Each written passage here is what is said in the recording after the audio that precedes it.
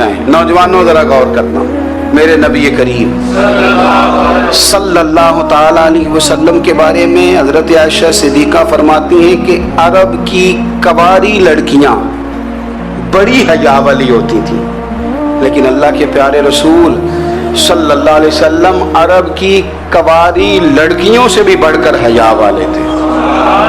ये हमारे बच्चे मजाक में हमें कई दफ़ा कहते हैं शादी करा दो, शुगर में कह देते, अब्बा को कह देते हैं, अब्बा को मुंह पे आके कह देते हैं, कहते हैं ये बड़ा भाई मुसीबत बन गया, ये हटेगा तुम्हारी बारी आएगी। आप कुछ ऐसी बातें कर रहे हैं, कुछ ऐसे अंदाज आप इख्तियार कर रहे हैं जो वज़ादार लोग करते नहीं।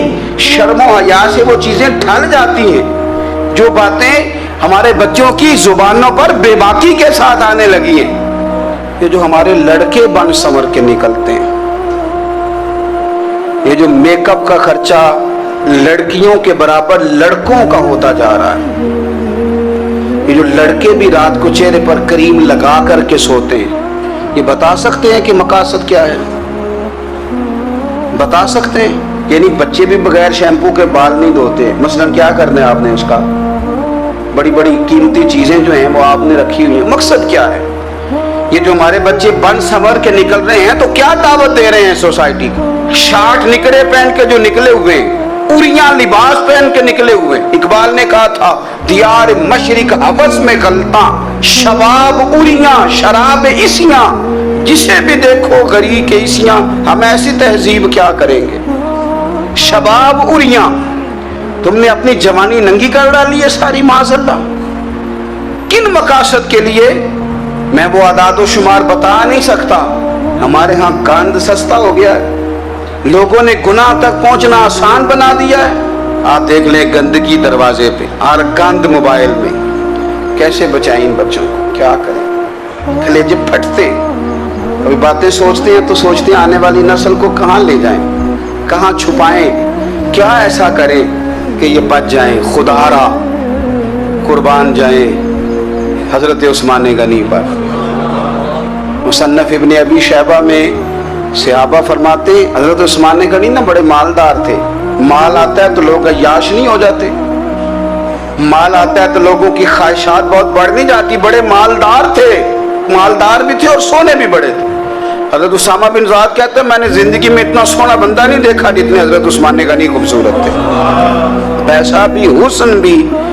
लेकिन फरमाते हैं कि हजरत उस्मान गनी सबसे बढ़कर अपनी शर्मगाह की हिफाजत करने वाले और सबसे बढ़कर सिला रहमी करने वाले, रिश्तेदारों से अच्छा सलूक करने वाले, हया वाले, शर्म वाले, पाकीज़गी वाले। आपका ज़हन है, आप सुबह उठते ही ज़हन बना लें कि मैंने आज इतना सबक पढ़ना है, आज इतनी तफसीर देखनी है, इतनी इबादत करनी है, फलानी नात मैंने देखनी है, फलां खैर का काम करना है, फलां आदमी के साथ नेकी करनी है। सुबह ज़हन बना लें, आपका ज़हन वही काम करने लगेगा। लेकिन अगर सुबह उठते ही ज़हन में गंदगी है, रात को सोते ही माज़अल्लाह ज़हन में वसवसे हैं, तो फिर सारा दिन वही चक्की चलेगी, वही अंदाज रहेगा। थोड़ा सा आपको इसकी निगरानी करनी है, थोड़ा सा। फाशी उरियानी ये तेजी से फैल रही है, तेजी से गंदगी लोग कशीद करके लाते हैं। और हया का मतलब सिर्फ इतना ही नहीं है आप जिना और बदकारी से बचें, आप अपनी जुबान को भी हया वाला बनाएं। कोई कच्चा कमजोर जुमला, गंदी बात, गाली कभी भी जुबान पे ना आए। आपका अंदाज हया वाला हो, बेबाक हो जाना, बेबाक बोलना। मैं बारीकी से इस बात को समझता हूँ और मैं आपको बहुत सारी बुजुर्गों के इरशादात का निचोड़ अर्ज करने लगा हूँ। आप अपना ज़हन साफ कर लें, आपके बहुत सारे काम वैसे ही सही हो जाएंगे। क्योंकि हमारे दीन के अंदर ज़्यादा अजर नीयतों और इरादों पे मिलता है। आपके जो अंदर की पाकीज़गी है वो बहुत सारा फजल लाती है अल्लाह का। और अगर दिल ही ना पाक हो, ज़हन ही ना पाक हो, तो वो खैर की चीज़ें किस तरह करके दाखिल होंगी। नौजवान मेरी बात पर तवज्जो करें। फरमाया वो लोग जो अपनी शर्मगाह की, वल्लज़ीना हुम लिफुरूजिहिम हाफिज़ून, वो लोग जो अपनी शर्मगाह की हिफाजत करते हैं। حضور غوث پاک رضی اللہ تعالیٰ عنہ فرمایا کرتے تھے دو چیزیں انسان اپنی سنبھال لینا، ایک پیٹ اور ایک شرمگاہ، تو فرماتے تھے ولایت اس کے بڑی قریب آ جاتی۔ ہم نہ ان لذات میں الجھ جاتے۔ سیانے سیانے بندے روٹی کمر سیدھی کرنے کے لیے کھانی چاہیے، زبان کے ذائقے کے لیے نہیں کھانی چاہیے۔ یہ زبان کا ذائقہ لگ جائے یہ کہیں کا نہیں چھوڑتا انسان۔ اپنی شرمگاہ کی جو لوگ حفاظت کر لیتے ہیں، کوئی بڑے سے بڑا گناہ کرنے سے بھی بندہ کافر نہیں ہوتا، بندہ کفر کرنے سے کافر ہوتا ہے۔ گناہ بڑے سے بڑا کرنے والا بھی گناہ گار ہے، کافر نہیں۔ لیکن بعض گناہ ایسے ہیں جو جس وقت بندہ کر رہا ہوتا ہے اس وقت وہ مومن نہیں ہوتا۔ میرے نبی کریم صلی اللہ تعالی علیہ وسلم نے فرمایا جب کوئی شرابی شراب پیتا ہے اس وقت مومن نہیں ہوتا، جب کوئی چور چوری کرتا ہے تو اس وقت مومن نہیں ہوتا، اور جب کوئی زانی زنا کرتا ہے تو تب وہ مومن نہیں ہوتا۔ اتنی دیر کے لیے اس کے دل سے ایمان نکال لیا جاتا ہے۔ کفل کا ایک واقعہ ترمذی میں ملتا ہے۔ ایک شخص کفل نام کا تھا بنی اسرائیل میں، ایک عورت مجبور تھی، اس کے بچے بھوکے تھے، تو کفل نے اسے مائل کر لیا کہ تو میرے ساتھ گناہ کرے گی تو پھر میں تیرے بچوں کی روٹی تجھے دوں گا۔ تو وہ عورت پہلے تو بیچاری نہ مانی، لیکن بچوں کی بھوک دیکھ کے مجبور ہو گئی۔ جب کفل کے قریب گئی نا وہ عورت، اس نے دروازے سارے بند کر لیے۔ ترمذی شریف میں اس کا واقعہ موجود ہے۔ چاروں جانب سے بند ہو گیا سارا کچھ، لیکن جب وہ کفل کہتا ہے میں اس بی بی کے پاس جانے لگا تو عورت کا وجود کانپتا تھا۔ جس بندے کو گناہ کی طرف جاتے اس کی طبیعت میں ہیجان پیدا ہو تو مانا یہ ہے کہ ابھی ذہن پورا غلیظ نہیں ہوا، ابھی طبیعت پوری گندی نہیں ہوئی، ابھی ایمان کی بہت ساری قسمیں موجود ہیں، عورت کا وجود کانپتا ہے۔ تو کفل کہتے ہیں کہ میں نے اسے کہا کہ سارے دروازے بند ہیں، ڈرتی کیوں ہے؟ تو کہنے لگی ڈرتی اس لیے ہوں کہ سارے دروازے بند نہیں ہوتے، ایک دروازہ کھلا ہے اور وہ دروازہ رب قدیر کا دروازہ ہے، اسے کیسے بند کیا جا سکتا ہے؟ تو کہتے ہیں جب اس نے یہ لفظ کہے تو مجھ پر بھی بات کا اثر ہوا، مجھ پر۔ تو میں نے کہا کہ اگر تو عورت ہو کہ رب سے اتنا ڈرتی ہے تو مجھے تو اس نے مرد بنایا ہے، تو مرد تو ہوتا ہی وہ ہے جو اپنے آپ پر کنٹرول کر سکے۔ تو اب نہ معاملہ آگے جائے گا، اب یہاں بات رکے گی نہیں، جا میں تجھے آزاد کرتا ہوں۔ عورت گئی، اس نے توبہ کی کفل نے، اور رات رو کے کہنے لگا مالک آج میں نے توبہ کی ہے تو میرے اوپر مہربانی کرنا، میری توبہ ٹوٹنے نہ پائے۔ رات اس نے توبہ کی، رات ہی انتقال ہو گیا۔ لوگوں کو پتا تھا بڑا بے حیا ہے، بد کردار ہے، گناہ گار ہے، شاید لوگ اس کا چہرہ دیکھنے بھی نہ جاتے، پر مالک کریم ہے نا۔ حضور فرماتے ہیں سویرے اس کے دروازے پہ لکھ دیا اللہ نے، لوگوں رب نے کفل کے سارے گناہ معاف کر دیے ہیں، اس کے دروازے پہ لکھ دیا گیا۔ جب آپ اپنی حفاظت کرنا چاہتے ہیں تو اللہ پھر اسباب بھی پیدا کر دیتا ہے۔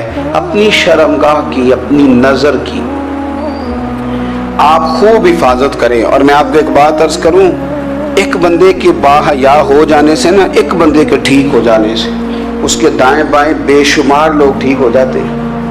نہ چاہتے ہوئے بھی آپ کی نیکی کا اثر آپ کے دوستوں پہ پڑتا ہے، نہ چاہتے ہوئے۔ اور ایک بندے کے بگڑ جانے سے اس کے دائیں بائیں بہت سارے لوگ بگڑ جاتے ہیں، بہت سارے لوگ بگڑ جاتے ہیں۔ آپ اگر اپنے لب و لہجے پر یہ پابندی لگا سکیں اور اپنے آپ کو اگر آپ سنبھال سکیں تو پھر یاد رکھیے گا بڑی ساری چیزیں بہتر ہو جائیں گی۔ اپنی شرمگاہ کی حفاظت کرنے والے الا علی ازواجہم، مگر یہ کہ اپنی بیویوں پر، او ما ملکت ایمانہم، یا اپنی شرعی باندیوں پر۔ اس زمانے میں جو لونڈی خریدی جاتی تھی اس سے بھی وطی کرنا جائز تھا، اگرچہ اب لونڈیاں موجود نہیں ہیں تو یہ فعل بھی موجود نہیں، سوائے اپنی بیویوں پر یا شرعی باندیوں پر۔ فَإِنَّهُمْ غَيْرُ مَلُومِينَ، فرمایا جو یہ کام کرے اس پر کوئی ملامت نہیں ہے، اپنی بیوی کے پاس شرعی طریقے سے جائے یا باندی کے پاس جائے۔ فَمَنِ ابْتَغَىٰ وَرَاءَ ذَلِكَ، اور جو آدمی اس کے بعد اس حد سے بڑھے، اس کے سوا کچھ اور کرے جو بندہ، فرمایا فاولئک ھم العادون، یہ لوگ حد سے بڑھنے والے ہیں، جو لونڈیوں اور باندیوں کے علاوہ، اپنی بیویوں کے علاوہ کسی اور جگہ گندگی کریں، یہ حد سے بڑھنے والے، حدوں کو کراس کرنے والے لوگ ہیں۔ پھر ارشاد فرمایا والذین ھم لاماناتہم وعہدہم راعون، اور وہ جو اپنی امانتوں اور اپنے وعدوں کی رعایت کرتے ہیں، امانتیں ادا کرتے ہیں، وعدے پورے کرتے ہیں، اور وہ لوگ جو اپنی نمازوں کی حفاظت کرنے والے ہیں، جن میں یہ خوبیاں آ گئی۔ میرا رب فرماتا ہے نماز میں خشوع وضو حاصل ہو گیا، فضولیات سے بچ گئے، زکوٰۃ ادا کرنے والے بن گئے، شرمگاہ کی حفاظت کرنے والے بن گئے، امانتیں عہد پورے کرنے والے بن گئے، اپنی نمازوں کے محافظ ہو گئے۔ اللہ اکبر، قربان جائیں۔ مالک فرماتے ہیں اولئک ھم الوارثون، یہی لوگ تو وارث ہیں۔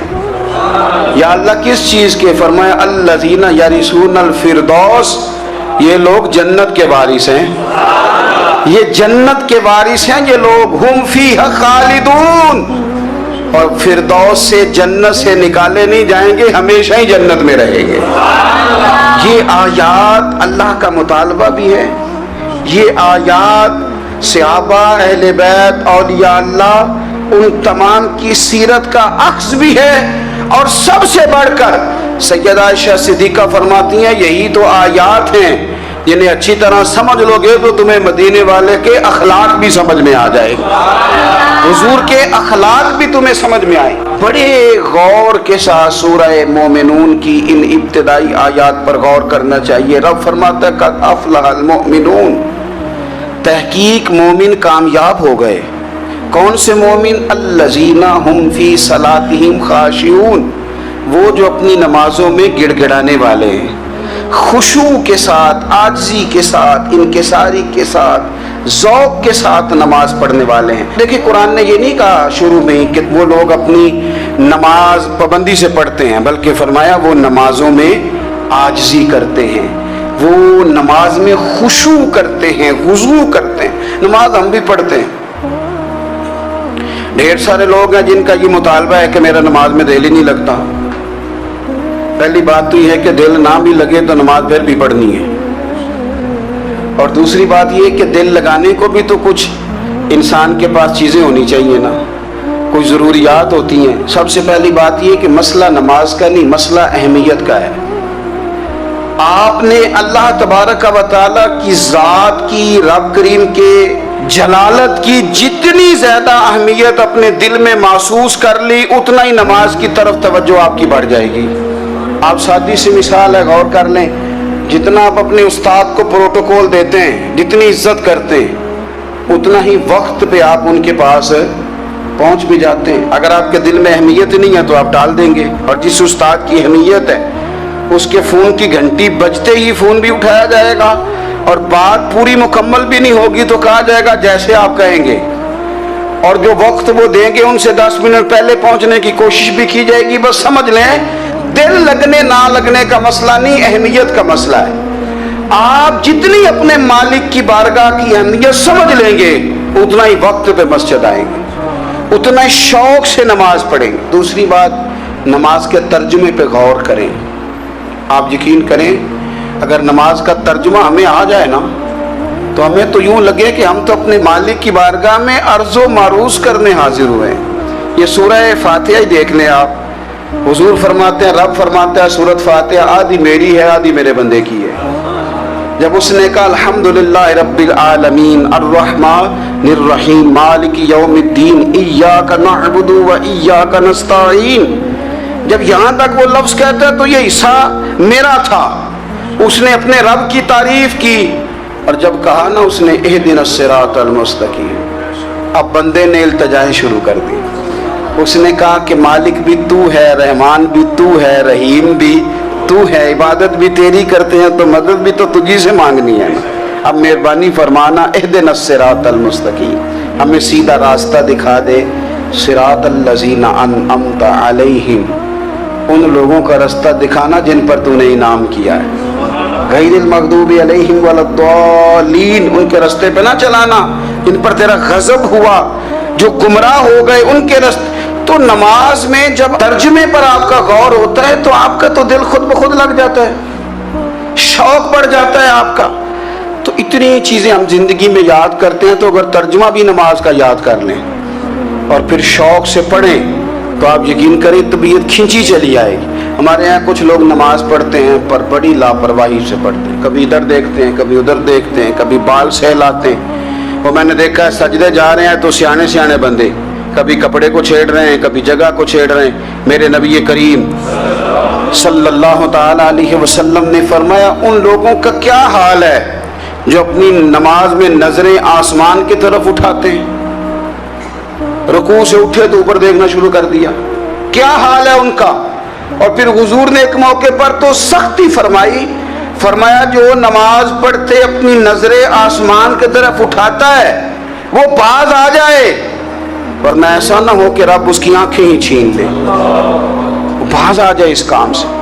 खुशू के साथ नमाज पढ़े, आजिज़ी के साथ नमाज पढ़े, उसका दिल लगा हुआ हो नमाज के अंदर। मेरे नबी पाक सल्लल्लाहु ताला अलैहि वसल्लम के गुलाम हज़रत अनस बिन मालिक रज़ियल्लाहु ताला अन्हु फरमाते हैं कि रसूल पाक सल्लल्लाहु अलैहि वसल्लम ने मुझसे फरमाया था कि बेटे नमाज में इधर उधर देखने से बचो, क्योंकि फरमाया नमाज में इधर उधर तवज्जो करना ये बंदे को हलाक कर देता है, हलाकत है इसमें। अगर तुमने इधर उधर तवज्जो की, नमाज तुम मालिक की बारगाह में खड़े हो और तुम देख इधर उधर रहे हो, तो एक तो नमाज आजिज़ी के साथ। फिर फरमाया वल्लज़ीना हुम अनिल लग़वी मुअरिदून, वो लोग जो फजूल बातों से, लग़वियात से अपना मुंह फेर लेते हैं, फजूलियात से। हमारे यहाँ ना बहुत सारे लोग ऐसे हैं जो बिला वजह उन चीज़ों में दिलचस्पी लेते हैं जो उनके मतलब की नहीं है, उनके मतलब की मतलब आप किसी से मिलने कहते क्या हाल है, ठीक है जी। बच्चों का क्या हाल है, ठीक है। बच्चे कितने हैं? तो भाई आपको जब पता ही नहीं था कितने हैं तो हाल क्यों पूछा आपने? आप करते क्या हैं? आप का बड़ा भाई क्या करता है, छोटा भाई क्या करता है, अब्बा जी क्या करते हैं? भाई आपके मतलब की बात नहीं, आप मतलब की मकसद की बात करें, बेमकसद बातों में उलझने की जरूरत नहीं है। देखें, अपना इदारा मैं चलाता हूँ, अपना घर आप चलाते हैं, अपनी ड्यूटी आप करते हैं। आपको ज्यादा बेहतर पता है कि आप अपना घर कैसे चला रहे हैं, मुझे ज्यादा बेहतर पता है कि मैं मदरसा मस्जिद, मुझे ज्यादा बेहतर पता है उसके अंदर कौन सी इस्तिलाह किस तरह करनी है, ये मुझसे ज्यादा बेहतर कोई बंदा जानता नहीं। अब हम क्या करते हैं, जब हम दूसरे के काम में मुदाखलत करते हैं तो दो नुकसान होते हैं। एक तो उसके साथ हमारा राय का इख्तलाफ हो जाता है, और दूसरा हमारे अपने बहुत सारे काम रह जाते हैं, क्योंकि हमारी तवज्जो ही दूसरे की जानिब थी, अपने बड़े सारे काम रह जाते। इसलिए बहुत सारी ऐसी चीजें हैं जिनमें बिला वजह कोई मकसद नहीं। हम पुराने लोगों से बातें सुना करते थे, हमारे बुजुर्ग कहा करते थे जेड़े पिंड जाना नहीं, जेड़े पिंड जाना नहीं उधर राह पूछने दी की। लग़वियात में ना उलझे, फजूलियात में ना उलझे, यानी टो में रहना, टो में। आप यकीन करें, मैंने पर्सनली तौर पे इस चीज़ को महसूस किया है कि हमारे बहुत सारे अहम हुकूक सिर्फ इसलिए मिस होते हैं कि हमारी अपने से ज़्यादा तवज्जो सामने वाले पे होती, सामने वाले। मैंने देखा बड़े बड़े अजीब सवाल और बड़े बड़े अनोखे सवाल, मतलब ये कि इतनी लंबी चौड़ी, और लोगों को बड़ा पता होता है ये फला आदमी जो है इसके बच्चे कितने हैं, वो ब्याह कहाँ पे हैं, किस किस इलाके में उनकी शादियां हुई हैं। इतनी तफसीलात की हमें ज़रूरत नहीं है, हमसे तो हमारे बारे में पूछा जाएगा। तो हमें अपना मामला बड़ा साफ सुथरा, देखे क्या सोनी बात की मदीने वाले रसूल ने, कुर्बान जाएं हुजूर के जुमलों पर। एक शख्स ने पूछा हुजूर सोना इस्लाम कौन सा है, खूबसूरत मुसलमान कौन है? तो नबी पाक सल्लल्लाहु अलैहि वसल्लम ने फरमाया वो खूबसूरत मुसलमान है जो बात उसके मकसद की नहीं, बेमानी है, वो बात वो छोड़ दे। बेमकसद बातों से उलझना जो बंदा छोड़ दे वो मुसलमान बड़ा सोना मुसलमान है। हम कमज़ोर इसलिए होते हैं कि हमारी तवज्जो ज़्यादा दूसरों की बातों पर पड़ती है। कुछ चीज़ें ऐसी होती हैं जो हम ना फराख दिली से बांटते हैं, اور کچھ چیزیں ایسی ہوتی ہیں جو مجبور ہو کر ہم دیتے ہیں. کئی دفعہ ایسا ہوتا ہے کہ سامنے والا کچھ زیادہ تکلیف میں ہوتا ہے اور ہمارے پاس بھی وسعت نہیں ہوتی، لیکن زیادہ اجر اسی بندے کو ملتا ہے جو تھوڑی تکلیف برداشت کرے اور سامنے والے کی تکلیف کو دور کرے. مدینہ منورہ میں نا قحط پڑ گیا تھا، غلہ نہیں ملتا تھا، تو قحط کے زمانے میں لوگ نا پھر چیزوں کو مہنگا کر کے بیچتے ہیں. ہمارے ہاں ایک طرف چینی کی لائنیں لگی ہوتی ہیں، دوسری دفعہ چھاپا پڑتا ہے، پورے کے پورے گودام بھرے ہوئے نکل آتے ہیں. لوگ مصنوعی قلت پیدا کر دیتے ہیں. حضرت عمر فاروق رضی اللہ تعالیٰ عنہ کے زمانہ نور میں قحط پڑ گیا تھا. گندم کا دانہ اس طرح ہو گیا تھا جس طرح سونا ہے. سیدنا عثمان غنی رضی اللہ تعالیٰ عنہ کے نا بہت سارے اونٹ غلے کے بھرے ہوئے مصر سے آئے، اور لگتا یوں ہے کہ وہ شخص آپ ہی کو غلہ دیتا تھا، کسی اور کو دیتا بھی نہیں تھا. جو اونٹ بھر کے اس نے لیے. تو مدینہ منورہ کے اندر جب وہ مال پہنچا نا، آپ کو بتانا یہ چاہ رہا ہوں کہ ساری تجارت بندوں سے نہیں کرنی چاہیے، کچھ اللہ سے بھی کرنی چاہیے. رب سے جو بندہ تجارت کرتا ہے وہ بڑا کامیاب ہوتا ہے. وہ غلے سے بھرے ہوئے اونٹ آپ کے پہنچ گئے تو تاجر آئے. انہوں نے آگے کہا عثمان ہم کھول کے نہیں دیکھتے کہ اندر مٹی ہے کہ سونا ہے، اور یہ بھی نہیں پوچھتے آپ نے کتنے کا خریدا ہے. آپ کی زبان پر اعتبار ہے. آپ نے جتنے کا مال لیا ہے نا ہم ڈبل دیتے ہیں، آپ ہمیں دے دیں. آپ فرمانے لگے نہیں مجھے زیادہ نفع ملتا ہے. انہوں نے کہا 2 گنا، فرمایا نہیں زیادہ ملتا ہے. کہا 3 گنا، فرمایا زیادہ ملتا ہے. وہ کہنے لگے اس سے زیادہ تو کوئی تاجر ہے ہی نہیں جو زیادہ دے. فرمایا بس مجھے ملتا ہے نا. کہا کتنا ملتا ہے؟ فرمانے لگے لگتا ہے کہ اگر وہ تاجر زیادہ کرم نوازی کرے تو 700 گنا تو دے گا ہی، اور باقی کریم ہے. انہوں نے کہا جی نہیں اتنا نہیں ہم دے سکتے، پھر آپ بیچ لیں. یہ بات ہی سمجھ میں نہیں آتی. لوگ چلے گئے تو حضرت عثمان غنی مال اٹھا کے مسجد کے دروازے پہ لے گئے. جا کے کہنے لگے اے عمر اعلان کر دیں جس غریب کو گندم کی ضرورت ہے، آسانی کے دور میں نہیں دقت کے دور میں جب لوگوں کو مل نہیں رہی چیز، جس کو ضرورت ہے وہ آئے اور آ کے لے جائے. جب جناب عثمان غنی کے اس غلے کا اعلان ہوا تو تاجروں کو اب مسئلہ سمجھ میں آیا کہ یہ 700 گنا کو بندہ نہیں دے رہا، یہ رب کریم عطا فرما رہا ہے. میرے عزیز کچھ سودے رب کے ساتھ بھی کریں. اگر کوئی بڑا ضرورت مند دروازے پہ آ جائے نا تو پھر اپنا نفع نقصان نہیں سوچنا، پھر تو رب کے ساتھ تجارت کرنی. ضرورت مند کی ضرورت کا لحاظ کرنا یہ نہ مسلمانوں کے ایک دوسرے کے قریب کرے گا. ہم کون ہوتے ہیں کسی کی حاجت پوری کرنے والے، ضرورت پوری کرنے والے؟ کرنے والا تو اللہ ہے. تو اگر رب ہمیں کبھی وسیلہ بنائے، ذریعہ بنائے، تو پھر ہمیں ذرا نا خوش دلی سے بننا چاہیے، ذوق اور شوق سے بڑھنا چاہیے. پھر ہمیں کمزور نہیں پڑنا چاہیے.